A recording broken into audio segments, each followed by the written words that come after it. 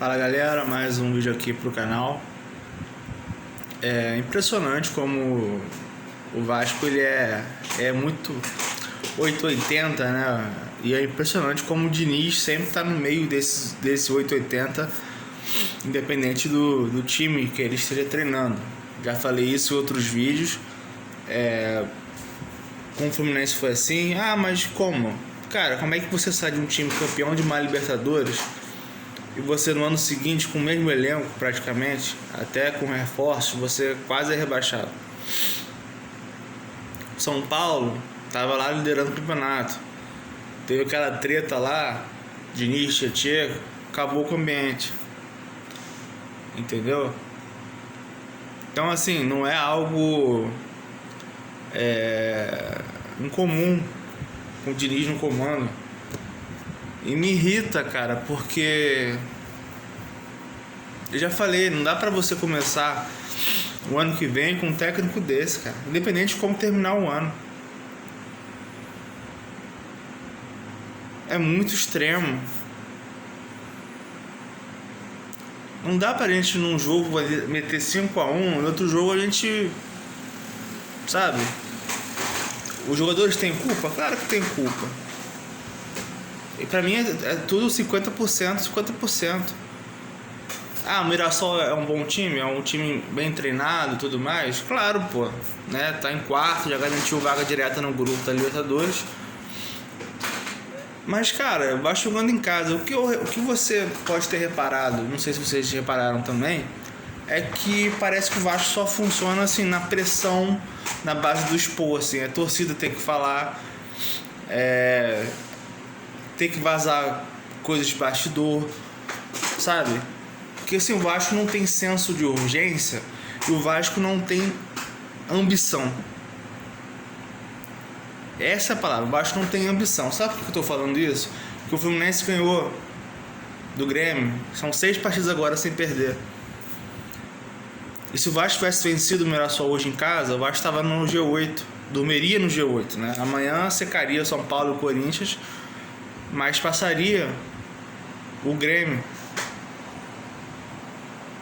O Vasco poderia estar no G8. Mas esses caras não têm ambição de querer. Porque eu pergunto, o time do Fluminense não é um time tão melhor que o Vasco, em termos de peças. O time até, eles se equivalem ali. Porque o Fluminense conseguiu manter o foco até aí praticamente o final do campeonato? Porque o Fluminense está mantendo, buscando vaga na pré ou fase de grupo, e o Vasco parou nos 42 pontos até o jogo contra o Inter. Porque um time busca mais sempre e o outro fica na estagnação. Porque o Vasco não consegue isso. Alguém explica? Porque foi assim, vários pontos dados, foram jogos dentro de casa que o Vasco nem ao menos empatou. Então assim, porque o Vasco, quem está lá, né, os jogadores, os caras não buscam algo a mais. Porque poderia. São 3 pontos hoje, 3 pontos contra o Juventude, né? Fora os jogos fora de casa, que o time praticamente nem ganhou nada. Então assim, vamos pensar nos 2 jogos dentro de casa, Juventude e Mirassol. São 6 pontos. O Vasco estaria com 51 pontos. Estaria hoje a 3 pontos na frente do São Paulo, que joga amanhã. O Vasco está com 45. Não tem mais chance. Quer dizer, ainda tem chance de G8, mas muito raro. Muito raro. Até porque o Grêmio joga contra o Sport na última rodada, então já sabe, né? Roma também continua com chance de rebaixamento. Ah, mas você é pessimista? Eu sou realista, meu amigo. Porque eu sei o time que eu torço, que eu estou torcendo já desde que eu nasci. Eu sei que as coisas com o Vasco tem grande chance de sempre dar errado. Ah, mas tem que dar uma combinação. Pode ser que dê. E não é absurdo que dê amanhã. O Vasco nem sequer se deu o trabalho de empatar o jogo de hoje. E hoje eu boto muita culpa no Fernando Diniz. Mais que os jogadores. Então, o que eu repito, não tem senso de urgência. Porque, ok, o Inter é um time muito pior que o Mirassol, muito pior. Mas o Vasco marcou a saída de bola com muito mais vontade do que foi hoje. Era uma pressão muito meia boca. Tanto é que não estava encaixando a marcação no meio. Entendeu? Então, assim, eu achei que o time já foi relaxado, como se 45 pontos já estava livre. E não está. Esse é o problema. O time, ele chega num patamar que o elenco avalia como ok. Nós somos medíocres, então não temos mais o que buscar no campeonato. Só que tem que buscar. E esse relaxamento, essa babaquice, né, para ter que falar o termo certo, fez o time perder 5 jogos seguidos. Já ganhamos 4, 42, né? Tá tranquilo. E aí emendou essa cagada, essa série de derrotas. Entende? E mais uma vez o time entra desligado. Não entrou com a mesma vontade contra o Inter. Mas não entrou mesmo, porque o Inter era 4-0 no primeiro tempo. Mas o Inter é ruim, não sei o que. Beleza. Mas a postura não foi a mesma. Tem jogador que não tá jogando porra nenhuma? Tem. O Nuno, pra mim hoje, ele pode ser banco. Porque o Nuno, ele não agrega ofensivamente, ele não agrega na parte de recompor. Ele parece que já entra cansado, cara. E o Diniz ainda bota ele, demora a tirar. Porque, cara, com 20 minutos do segundo tempo, o Rafael do Mirassol, ele fez 2 mudanças já. O Diniz só foi mexer quando o Piton se machucou, né? E depois tomou o gol. Isso foi... o Nuno saiu depois que o Mirassol fez gol. O Mirassol fez gol aos 25, por aí. Aos 26 ele começa a mexer no ataque. Aí o Nuno sai os volantes. Aí tudo vai. Quando já tá perdendo, né? Eu teria tirado o Nuno no intervalo. Ele poderia botar o David. Ele poderia botar algum outro, ou o Verrete, seja o que for. Mas, cara, o Nuno não está jogando bola para ser titular. E assim, eu sempre falo o seguinte: a parte física, ela conta muito na parte da marcação, a parte ofensiva, a transição ofensiva. E quando você tem 2 jogadores que não correm, são técnicos, mas não correm, que é o caso do Coutinho e Nuno, são 2 caras a menos para marcar. Porque o Mirassol tava com o time levíssimo hoje. Leve. O Vasco conseguia fazer pressão. Não incomodava o Mirassol. Era muita passividade. Entende? Então, assim, eu não sei o que o Diniz vai programar pro jogo contra o Atlético, dependendo do que for. Porque se o Vasco se salvar amanhã, pra mim ele poupa todo mundo, né? Já não vai ter o Carlos Cuesta, que tomou o cartão. Não vai ter o Piton. Acho que não vai ter, porque problema no joelho é uma coisa mais séria. Acho que ele não joga nem mais esse ano, tá? Infelizmente.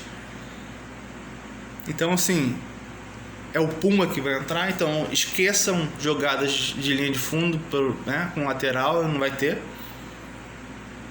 porque ele não bota o Vitor Luiz, não bota o Leandrinho. E, cara,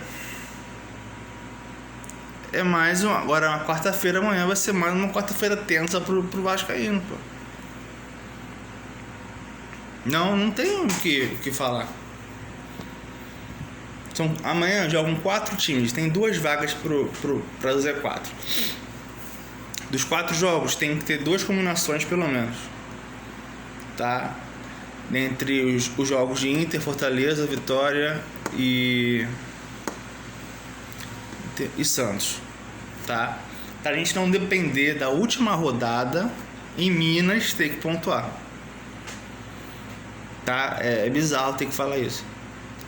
Mas assim, parece que esse elenco, eles não pensaram isso. Eles acharam que já tá tudo certo. Repito, acharam que tava tudo certo com 42 pontos. E agora com 45, parece que não fizeram as contas ou não se tocaram que precisava de urgência para hoje. Então assim, hoje eu critico as mexidas do Diniz, a demora para mexer.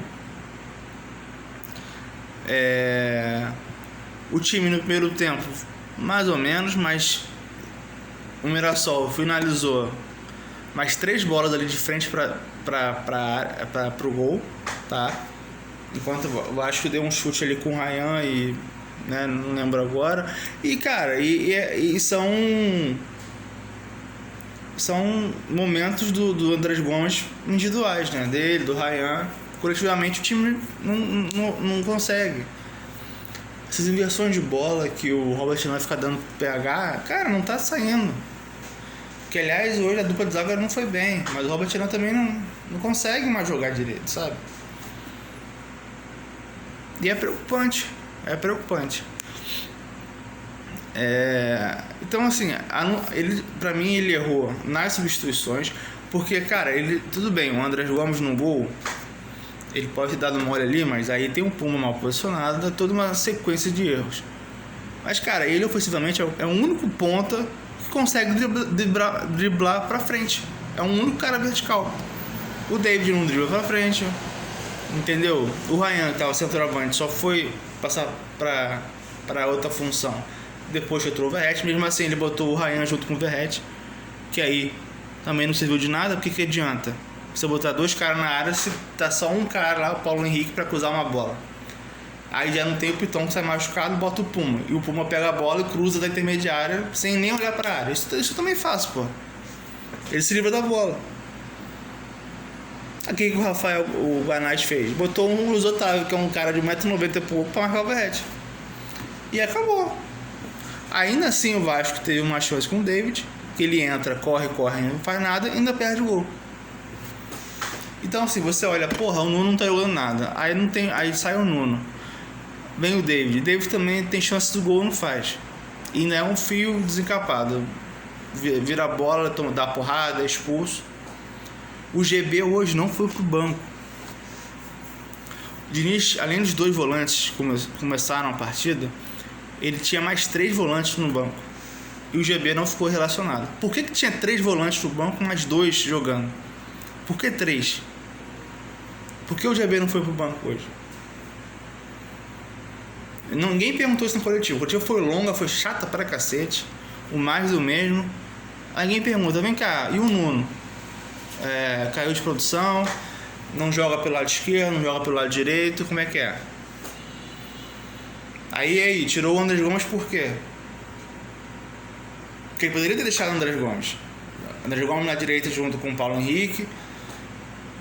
Botava o David ali.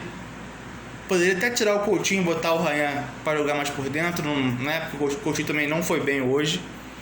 Isso é uma coisa que a gente tem que falar, que eu falo que assim, o Vasco não tem uma liderança tática, moral. O Vasco tem uma liderança técnica com o Coutinho. Porque ele é um cara também que sente muito, sempre tá olhando para baixo, não é um cara que motiva, sabe? Aí quando não toca a bola para ele reclama, dá pulinho, não sei o que, sabe? Erra, passe bobo, e aí ninguém pode reclamar dele. Então falta um cara no meio campo que cobre, mas não tem. Não tem um cara experiente para motivar, né? Um volante, entendeu? O Thiago Mendes agora tá começando a jogar, sabe? O Barros é garoto, né? E o restante é garoto, o Andrés Gomes é garoto, o Ryan é garoto. O Coutinho era para ser esse cara para dar instrução. Então vai ser assim, até amanhã, mais uma vez, vamos ter que torcer pelos outros. E não a gente ficar tranquilo fazendo a nossa parte. Pela incompetência desse time que perdeu 18 vezes no campeonato.